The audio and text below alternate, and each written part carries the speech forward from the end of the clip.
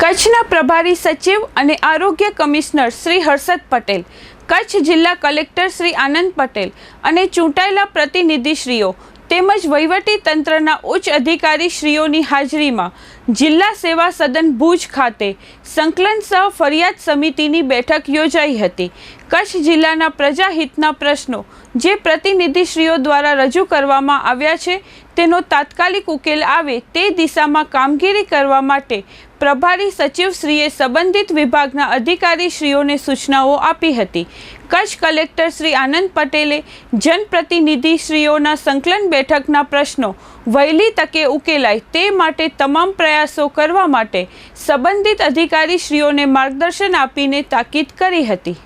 પ્રભારી સચિવ શ્રી હર્ષદ પટેલે માર્ગ અને મકાન વિભાગ, નેશનલ હાઈવે, જીએસઆરડીસી, હેલ્થ અને આંગણવાડીના અધિકારીશ્રીઓ પાસેથી હયાત જાહેર માળખાકીય સુવિધાઓ અંગેની વિગતો મેળવી હતી।